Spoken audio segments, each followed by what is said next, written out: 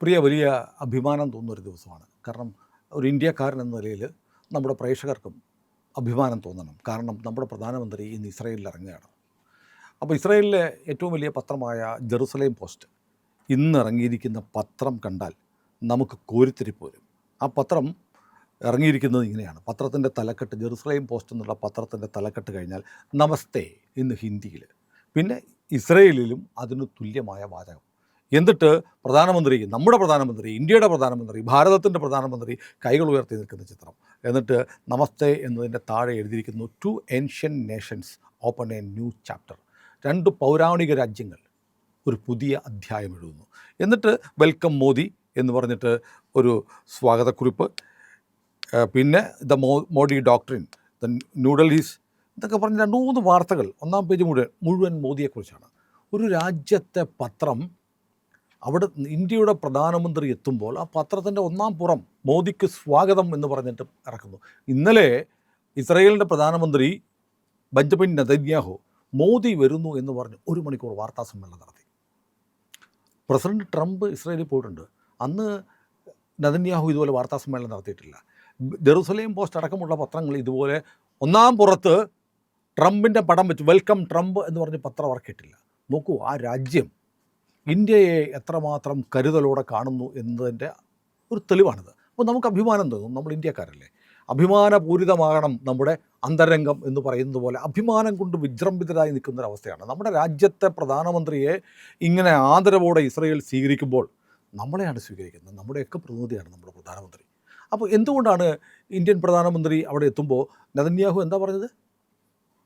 മോദി എന്ന് പറയുന്നത് എൻ്റെ പേഴ്സണൽ ഫ്രണ്ടാണ്, ഞാൻ ഇന്ത്യയുടെ പ്രധാനമന്ത്രിയായിട്ടല്ല, എൻ്റെ സ്വകാര്യ സുഹൃത്തിനെ ഞാൻ കാത്തിരിക്കുന്നു എന്നാണ് നെതന്യാഹു പറഞ്ഞത്. മാത്രമല്ല, ഇപ്പോൾ ബെംഗൂറിയൻ വിമാനത്താവളത്തിലാണ്, ഇൻ്റർനാഷണൽ എയർപോർട്ടിലാണ് മോദി ഇറങ്ങുന്നതെന്നാണ് കേട്ടത്. പക്ഷേ ബെംഗൂറിയൻ വിമാനത്താവളത്തിൽ 11 F-22 റാപ്റ്റർ വിമാനങ്ങൾ അമേരിക്ക കൊണ്ട് ഇറക്കി വെച്ചിട്ടുണ്ട്. അമേരിക്കയുടെ ഏറ്റവും എക്സ്ക്ലൂസീവായിട്ടുള്ള, അതായത് ഇരപിടിയൻ പക്ഷികളെ പോലെ ശത്രു വിമാനങ്ങളെ വേട്ടയാടി പിടിക്കാൻ കഴിവുള്ളതെന്ന് പറയുന്ന വിമാനങ്ങളെ F-22. അമേരിക്ക ലോകത്തൊരു രാജ്യത്തിനും കൊടുത്തിട്ടില്ലാത്ത വിമാനം, അമേരിക്കയുടെ എക്സ്ക്ലൂസീവ്, ഇസ്രായേലിന് പോലും കൊടുത്തിട്ടില്ല. അത് 11 ഈ ബെംഗൂറിയൻ എയർപോർട്ടിൽ വന്ന് കിടപ്പുണ്ട്. എന്തിനാണെന്നറിയോ? ഇറാനെ ആക്രമിക്കാൻ. നോക്കൂ, ഇറാനെ ഇപ്പോൾ അടിക്കും എന്ന് അമേരിക്കയും ഇസ്രായേലും പറഞ്ഞുകൊണ്ടിരിക്കുമ്പോൾ ഒരുപക്ഷെ അമേരിക്കയ്ക്ക് വേണ്ടി ഇസ്രായേൽ ഇറാനെ ആക്രമിക്കാൻ കാത്തിരിക്കുന്നതിന് തൊട്ട് മുമ്പാണ് ഇന്ത്യയുടെ പ്രധാനമന്ത്രി അവിടെ ഇറങ്ങുന്നത്. അപ്പോൾ ഇസ്രായേലിൻ്റെ ഒരു ഉറപ്പുണ്ട്, ഇവിടെ മോദി ഉള്ളപ്പോൾ ഞങ്ങൾ ഇറാനോട് പറയുകയാണ്, മോദി ഇവിടെ വരുന്നുണ്ട്, അതുകൊണ്ട് നിനക്ക് ഏതാനും മണിക്കൂറുകൾ കൂടി നിനക്ക് ഞങ്ങൾ തന്നിരിക്കുന്നു. മോദി ഉള്ളത് കൊണ്ട് ഞങ്ങൾ യുദ്ധത്തിനില്ല എന്നോട് പറയുന്നുണ്ട്. മോദി പോയി കഴിയുമ്പോൾ ഈ റാപ്റ്ററുകൾ അല്ലേ ഒരുപക്ഷെ പറന്നുയർന്ന് ഇറാനെ ആക്രമിച്ചേക്കാം. അപ്പോൾ അല്ലെങ്കിൽ ഈ വിമാനം കൊണ്ട് അവിടെ വരേണ്ട കാര്യമില്ല. മോദി ഇറങ്ങുന്ന ആ എയർപോർട്ടിൽ വാർത്താമാധ്യമങ്ങൾ പറയുന്നു 11 റാപ്റ്റർ F-22 കിടപ്പുണ്ട്. പിന്നെ വലിയ സൈനിക സന്നാഹം, കടലിലെ സന്നാഹമൊക്കെ നമുക്കറിയാമല്ലോ, 2 വിമാനവാഹി കപ്പലുകൾ, അവയുടെ അകമ്പടി കപ്പലുകൾ, പിന്നെ 50ഓളം വിമാനങ്ങൾ ഒക്കെ ആയിട്ട് വലിയ സേന ഇറാനെ ടാർഗറ്റ് ചെയ്യാൻ നിൽക്കുകയാണ്. നാളെ ഇറാനെ ഒരുപക്ഷെ ഇസ്രായേലിൻ്റെ മണ്ണിൽ നിന്ന് പറന്നുയരുന്ന വിമാനങ്ങൾ, ഇസ്രായേലിൻ്റെ തന്നെ വിമാനങ്ങൾ പോയി ആക്രമിച്ചാൽ ഒരുപക്ഷെ മോദി അതിനെ അപലപിക്കാൻ നിന്നു എന്ന് വരില്ല.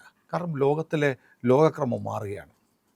ഇറാനെ സംബന്ധിച്ച് ഇറാൻ്റെ വീഴ്ച ഏതാണ്ട് ഉറപ്പായിരിക്കുകയാണ്. ഇറാനിൽ ഭരണമാറ്റം ഉണ്ടാവണമെന്ന് ആഗ്രഹിച്ച് അവിടെ തെരുവിലിറങ്ങി ആയിരക്കണക്കിന് ചെറുപ്പക്കാരെ കൊന്നു. അത് 3000-ഓളം എന്നൊക്കെയാണ് അവർ പറയുന്നത്. പക്ഷേ അങ്ങനെ 20,000-ഓളം ആളുകളെ സമരം ചെയ്തവരെ ഇറാനിയൻ സർക്കാർ കൊന്നുകളഞ്ഞു എന്ന് വാർത്ത വരുന്നുണ്ട്. പക്ഷേ ഇപ്പോഴും ഒരു സംശയമുണ്ട്, ന്യൂക്ലിയർ ഡീലിന് സമ്മതിച്ചില്ലെങ്കിൽ ആക്രമിക്കും എന്ന് പറയുമ്പോൾ ഖമനേയി പറയുന്നു, പെഷസ്ക്യാൻ പറയുന്നു, ഇറാൻ പ്രസിഡന്റ് പറയുന്നു, ഞങ്ങൾ ഡീലിന് തയ്യാറല്ല. എന്തുകൊണ്ടായിരിക്കും എന്നൊരു വലിയ ചോദ്യമാണ്. അത് ഒരുപക്ഷെ റഷ്യ എത്തിച്ചു കൊടുക്കുന്ന രഹസ്യ ആയുധങ്ങളുടെ ബലം കൊണ്ടാണോ, തുർക്കി കൊടുക്കുന്ന ആയുധങ്ങളുടെ ബലം കൊണ്ടാണോ? അവിടെ തർക്കമുണ്ടോ, തുർക്കിക്ക് കൊടുക്കാൻ പറ്റുമോ? കാരണം ഒരു ഷിയ രാജ്യമാണ്, അമേരിക്കയുടെ നാറ്റോയിൽപ്പെട്ട രാജ്യമാണ് തുർക്കി. പക്ഷേ എന്തൊക്കെയോ സമസ്യകൾ ഇതിൻ്റെ പിന്നിലുണ്ട്. എല്ലാവരും സംശയിക്കുന്നു എന്തുകൊണ്ടാണ് ഇപ്പോഴും ഇറാൻ ഇങ്ങനെ പിടിച്ചു നിൽക്കുന്നത്. ഇറാൻ്റെ സ്റ്റേറ്റ്മെൻ്റ് ഉണ്ടായിരുന്നു, വേണ്ടി വന്നാൽ വിമാനവാഹിനി കപ്പലുകൾ ഞങ്ങൾ തകർക്കും. കാരണം അവരുടെ ഫത്ത മിസൈലുകളുണ്ട്, ആ മിസൈലുകൾ ഉപയോഗിച്ച് തകർക്കും എന്നാണ് പറയുന്നത്. അത് റഷ്യയുടെ മിസൈലുകളാണ് എന്ന് പറയുന്നുമുണ്ട്. ഏതായാലും വല്ലാത്ത കാലുഷ്യം നിറഞ്ഞ, സംഘർഷം നിറഞ്ഞ, യുദ്ധസമാനമായ ഒരു സാഹചര്യം നിൽക്കുമ്പോഴാണ് നമ്മുടെ പ്രധാനമന്ത്രി അവിടെ ഇറങ്ങുന്നത്. നോക്കൂ, അത് എന്തുകൊണ്ടായിരിക്കാം? ഒരു യുദ്ധം എപ്പോൾ വേണമെങ്കിലും പൊട്ടിപ്പുറപ്പെടാം. അതിനിടയ്ക്ക് അത്രയും സംഘർഷം നിറഞ്ഞ അന്തരീക്ഷത്തിലേക്ക് ഇന്ത്യൻ പ്രധാനമന്ത്രിയെയും കൊണ്ട് നമ്മുടെ എയർ ഇന്ത്യ വൺ അവിടെ ഇറങ്ങണമെങ്കിൽ അതിനകത്തൊരു ഗ്യാരണ്ടി ഉണ്ട്. മോദിയുടെ ഗ്യാരണ്ടി എന്ന് പറയുന്ന പോലെ നെതന്യാഹുവിൻ്റെ ഗ്യാരണ്ടി, ഇസ്രയേലിൻ്റെ ഗ്യാരണ്ടി. മോദി ഇവിടെ വന്നാൽ മോദിയെ ഞങ്ങൾ പൊന്നുപോലെ നോക്കും, എന്നിട്ട് മോദിയെ അതേപോലെ ഞങ്ങൾ തിരിച്ചയക്കും എന്ന് പറയുന്ന ഒരു ഗ്യാരണ്ടി ഉണ്ടല്ലോ. കാരണം അവർ പറഞ്ഞു, ഈ ഏരിയൽ ഷാരോണോ മറ്റോ പറഞ്ഞ ഒരു വിഖ്യാതമായ സ്റ്റേറ്റ്മെൻ്റ് ഉണ്ട് മുൻ പ്രധാനമന്ത്രി. അതായത് ഞങ്ങൾ ലോകം മുഴുവൻ ഓടുകയായിരുന്നു, ഞങ്ങൾ ജൂതന്മാർ, ലോകത്തിൻ്റെ നാനാഭാഗത്തേക്ക് ഞങ്ങൾ അഭയാർത്ഥികളെ പോലെ ഓടിച്ചു, അവിടെയൊക്കെ ഞങ്ങളെ കൊന്നു. എന്നാൽ ഒരു രാജ്യം അവർ ഞങ്ങളെ സ്വീകരിച്ചു, ഞങ്ങളെ ആ നാട്ടിലെ ജനങ്ങളെ പോലെ പോറ്റി പരിപാലിപ്പിച്ച് ഞങ്ങളെ കാത്തുരക്ഷിച്ചു. ആ രാജ്യത്തിൻ്റെ പേരാണ് ഇന്ത്യ. അത് ഇസ്രായേലികൾക്ക് ഒരിക്കലും മറക്കാൻ കഴിയാത്ത രാജ്യമാണ്. അതാണ് രണ്ട് രാജ്യങ്ങളും തമ്മിലുള്ള ഒരു വലിയ ആഴത്തിലുള്ള ബന്ധം. ആ ബന്ധം ഊട്ടി ഉറപ്പിക്കാൻ കഴിഞ്ഞത് മോദിയുടെ കാലത്താണ്. കാരണം നമുക്കൊരു ചേരിചേരാ നയമുണ്ടായിരുന്നു. അത് മോദിക്ക് മുമ്പുള്ള പ്രധാനമന്ത്രിമാരൊക്കെ വാജ്പേയി പോയിട്ടുണ്ട്. പക്ഷേ മോദി എടുത്ത നിലപാട് എന്ന് പറയുന്നത്, ഒരാൾ ഇന്ത്യയിൽ നിന്ന് ഇസ്രയേലിൽ പോയാൽ തൊട്ടടുത്ത ദിവസം തന്നെ ഇല്ലാത്ത പലസ്തീനിലും പോകുമായിരുന്നു, അല്ലെങ്കിൽ അപ്പുറത്തെ ഇസ്രായേലിൻ്റെ ബാക്കി കഷ്ണം വെസ്റ്റ് ബാങ്കിലൊക്കെ പോകുമായിരുന്നു. മോദി പറഞ്ഞു അങ്ങനില്ല, അങ്ങനെ പോകണില്ല, ഞാൻ ഇസ്രായേലിൽ പോയാൽ ഇസ്രായേലിൽ തന്നെ പോകും. അവിടെ പോകേണ്ട കാര്യം എനിക്കില്ല, അവർക്ക് ഇത്തിരി ചില്ലറയൊക്കെ ഞങ്ങൾ കൊടുക്കുന്നുണ്ട്, ഇടയ്ക്ക് കമ്പിളിപ്പുതപ്പ് കൊടുക്കുന്നുണ്ട്, ആ കമ്പിളിപ്പുതപ്പൊക്കെ പുതച്ചവർ നോട്ടെ. എനിക്ക് പക്ഷേ ആവശ്യം ആരെയാണ്? ഇസ്രായേലിൻ്റെ കൂടെയാണ്. കാരണം ഈ രണ്ട് രാജ്യങ്ങളും തമ്മിലുള്ള സാംസ്കാരികമായ ഒരു ബന്ധമുണ്ട്, ചരിത്രപരമായ ബന്ധമുണ്ട്. ജെറുസലേം പോസ്റ്റിൻ്റെ ഒന്നാം പുറത്ത് പറഞ്ഞ പോലെ ആ ചരിത്രപരമായ ബന്ധം അതുറപ്പിക്കാൻ, അതിലൊക്കെ ഒരു രണ്ട് രാജ്യങ്ങളും നേരിടുന്ന വെല്ലുവിളി ഒന്നാണ്.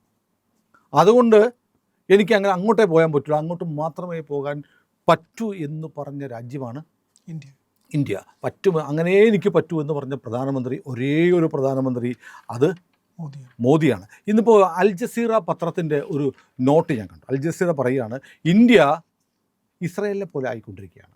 അൽ ജസീറ ഖത്തറിൽ നിറങ്ങുന്ന ലോകത്തിലെ സുഡാപ്പികളുടെ വേദവാക്യം പോലത്തെ അവസാന വാക്കായ മാധ്യമം പറയുകയാണ്. കാരണം ഇപ്പോൾ ഈ കാശ്മീരിലെ ചാരവൃത്തി, കാശ്മീരിലെ ഇന്ത്യയുടെ പ്രവർത്തനം, പിന്നെ പൊളിച്ചു നീക്കൽ, ബുൾഡോസർ, പിന്നെ എന്താണ് ആ മോദിയുടെ ഇസ്രയേൽ മാതൃക, ഇതെല്ലാം ഇസ്രയേലിനെ മാതൃകയാക്കിക്കൊണ്ട് മോദി നടത്തുന്ന നീക്കമാണ്. കാരണം ബുൾഡോസർ നീതിയുണ്ടല്ലോ, അത് ഇസ്രയേൽ ചെയ്യുന്നതാണ്.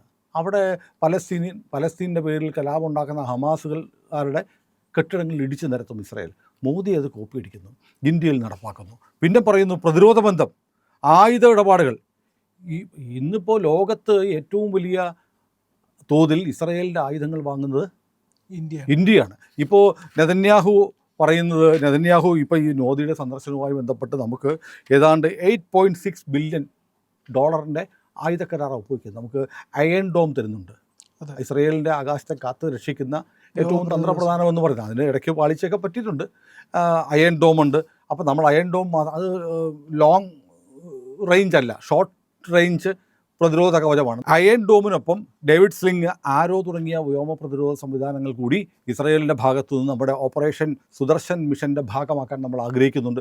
അതുകൂടാതെ ഏറ്റവും പ്രധാനപ്പെട്ട കാര്യം ലേസർ ബീം, അയൺ ബീം എന്നൊരു സംവിധാനമുണ്ട്. അതായത് 100 കിലോവാട്ട് വരെയുള്ള ലേസർ ബീം അയക്കാൻ. ഇപ്പോൾ നോക്കൂ, ഒരു മിസൈൽ വരുന്നു, അല്ലെങ്കിൽ ഒരു ഡ്രോൺ വരുന്നു, ഇതിനെ തകർക്കാൻ നമ്മൾ മിസൈൽ അയക്കണം, അതിന് കോടികൾ ചിലവാണ്. പക്ഷേ ഈ ഇസ്രായേലിൻ്റെ പക്കലുള്ള ലേസർ ബീം ആണെങ്കിൽ അതിനകത്ത് വെടിയുണ്ടേയും റോക്കറ്റൊന്നും വേണ്ട, ഒരു ലേസർ രശ്മി അങ്ങോട്ട് പോവുകയാണ്. അത് പോയിട്ട് ഈ വരുന്ന ഡ്രോണിനെ അല്ലെങ്കിൽ മിസൈലിനെ കരിച്ചു കളയും. അതിന് എത്ര നാൾ മിസൈൽ ഉണ്ടാവും എന്ന് അറിയില്ല, മിസൈലുകൾ തീർന്നു പോവാം. ഇസ്രായേലിനിടയ്ക്ക് മിസൈലുകൾ തീർന്നു പോയപ്പോൾ ഇന്ത്യ ആയുധം കൊടുത്തിട്ടുണ്ട്. ഇസ്രായേലിൻ്റെ നമ്മൾ ജോയിൻറ്റ് വെഞ്ചറായിട്ട് ഇവിടെ ഉണ്ടാക്കുന്ന ആയുധങ്ങൾ നമ്മൾ ഇസ്രായേലിന് അയച്ചു കൊടുത്തിട്ടുണ്ട് എന്ന്. പക്ഷേ ഇത് ലേസർ ബീം, അയൺ ഡോം അല്ല, അയൺ ബീം പ്രകാരമുള്ള ഈ ലേസർ രശ്മികൾ തീർന്നു പോകില്ല കറണ്ടുള്ള കാലത്തോളം. അത് മാത്രമല്ല, ഒരു ഡ്രോണിനെ നശിപ്പിക്കാൻ $2 ചിലവ് വരുള്ളൂ. എന്ന് വെച്ചാൽ 150 രൂപയെ താഴെ ചിലവ് വരത്തുള്ളൂ. അത് നമുക്ക് തരാൻ പോകുന്നു. അപ്പോൾ ഇതിലൂടെ നെതന്യാഹു വെക്കുന്നത്, ഇപ്പം ജെറുസലേം പോസ്റ്റ് അടക്കമുള്ള മാധ്യമങ്ങൾ പറയുന്നത് നമ്മൾ വലിയ തോതിൽ ഇന്ത്യക്ക് ആയുധങ്ങൾ കൊടുക്കാൻ പോകുന്നു, വലിയൊരു പ്രതിരോധ കരാർ ഒപ്പുവയ്ക്കുന്നു. അതിലൂടെ നെതന്യാഹു മുന്നോട്ട് വയ്ക്കുന്നത് കച്ചവടമല്ല, ഒരു സഖ്യമാണ്. ഇന്ത്യ ഇസ്രായേൽ സഖ്യം നെതന്യാഹു ആഗ്രഹിക്കുന്നു. അതിനു വേണ്ടിയിട്ടാണ് ഇത്ര പ്രാധാന്യത്തോടെ മോദിയുടെ വരവേൽപ്പ് ഇസ്രായേൽ ഒരുക്കുന്നതെന്ന് പറയുന്നത്. ഏതായാലും നെതന്യാഹുവിനെ സംബന്ധിച്ചിടത്തോളം നെതന്യാഹുവിൻ്റെ ടേം കഴിയാറായി വരികയാണ്. വീണ്ടും തെരഞ്ഞെടുപ്പ് വരുവാണ്. അദ്ദേഹത്തിനെതിരെ ഉള്ള വലിയ പ്രതിഷേധമുണ്ട്. ഈ യുദ്ധം ഹാൻഡിൽ ചെയ്തതിനെക്കുറിച്ചുള്ള പ്രശ്നങ്ങളൊക്കെ ഉണ്ട്. പക്ഷേ കഴിഞ്ഞ പ്രാവശ്യം നെതന്യാഹു മത്സരിക്കുമ്പോൾ മോദിയുടെ ഫോട്ടോ വെച്ചിട്ടാണ് അവിടെ ക്യാമ്പയിൻ നടത്തിയത്. വലിയ ഹോർഡിങ്ങുകളിൽ നെതന്യാഹുവിൻ്റെ കൂടെ നരേന്ദ്രമോദി നിൽക്കുന്ന ചിത്രങ്ങളുണ്ടായിരുന്നു. കാരണം ഇസ്രായേൽ ജനതയ്ക്ക് എപ്പോഴും ഒരു നന്ദിയുള്ള ജനതയാണ്. കാരണം അവരെ സംബന്ധിച്ചിടത്തോളം അവരെ ലോകം മുഴുവൻ നേരത്തെ പറഞ്ഞ പോലെ വേട്ടയാടിയപ്പോൾ അഭയം കൊടുത്ത രാജ്യമെന്ന നിലയിൽ ഇന്ത്യയോടുള്ള കരുതലുണ്ട്. ഏതായാലും ഒരുപാട് ഇന്ത്യക്കാരുണ്ട്. അല്ല, അവിടെ ഈ കൊച്ചിയിൽ നിന്ന് പോയ ആളുകൾ താമസിക്കുന്ന മലയാളം അറിയാവുന്ന ജൂതന്മാരുടെ ഒരു കേന്ദ്രമുണ്ട്. എന്നെ ഒരിക്കൽ പ്രിയ രസകരമായ സംഭവമുണ്ട്. യുദ്ധം നടക്കുന്ന കാലത്ത് ഇസ്രായേലിന് അനുകൂലമായ ഒരുപാട് വീഡിയോകൾ ചെയ്ത ആളാണ് ഞാൻ. ആ സമയത്ത് എന്നെ അമേരിക്കയിൽ നിന്ന് ഒരാൾ വിളിച്ചിട്ട് പറഞ്ഞു ഞാനൊരു ജൂതനാണ്. അപ്പോൾ ഞാൻ അത്ഭുതം, ജൂതനാണ് മലയാളത്തിൽ പറയുന്നു. പുള്ളി പറഞ്ഞു ഞാൻ കൊച്ചിയിലുണ്ടായിരുന്ന ആളാണ്, ഞങ്ങൾ ഇവിടുന്ന് ഇസ്രായേലിലേക്ക് പോയി, ഇപ്പം ഞാൻ ജോലി ചെയ്യുന്നത് അമേരിക്കയിലാണ്, നിങ്ങളുടെ വീഡിയോ ഞാൻ കാണുന്നുണ്ട് എന്ന് പറഞ്ഞ് എന്നെ വിളിച്ചിരുന്നു. അപ്പോൾ വലിയ കൊച്ചിയിൽ നിന്ന് പോയ ജൂതന്മാർ താമസിക്കുന്ന ഒരു പ്രദേശം, മലയാളം സംസാരിക്കുന്ന ജൂതന്മാരുടെ ഒരു മേഖല തന്നെ ഇസ്രായേലിലുണ്ട് എന്ന് പറയുന്നു. അദ്ദേഹം എന്നോട് പറഞ്ഞതാണ്, എനിക്കറിയില്ല. ഏതായാലും ഇസ്രായേലിനെ സംബന്ധിച്ച് അവർക്ക് നന്ദിയോടെ അവർ ഓർമ്മിക്കുന്ന ഒരു രാജ്യമെന്ന നിലയിൽ അവർ ഇന്ത്യയെ കരുതലോടെ കാണുന്നു എന്നതിൻ്റെ ഏറ്റവും വലിയ തെളിവാണ് നമ്മുടെ പ്രധാനമന്ത്രിക്ക് ലോകത്തിലെ ഏറ്റവും ശക്തമായ അമേരിക്ക എന്ന് പറയുന്ന രാജ്യമാണ് ഇസ്രായേലിന് ഏറ്റവും വലിയ സാമ്പത്തിക സഹായം, സൈനിക സഹായമൊക്കെ കൊടുക്കുന്നതെങ്കിൽ അമേരിക്കൻ പ്രസിഡന്റിന് കൊടുത്തതിനേക്കാൾ വലിയ വരവേൽപ്പ് നൽകി ഇന്ത്യയുടെ പ്രധാനമന്ത്രിയെ, നമ്മുടെ നരേന്ദ്രമോദിയെ അവർ സ്വീകരിക്കുന്നു എന്നത് അഭിമാനകരമാണ്. നമുക്കത് അഭിമാനത്തോടെ പറയാം. ഇന്ത്യ ഇസ്രായേൽ ബന്ധം നീണാൽ വാഴട്ടെ.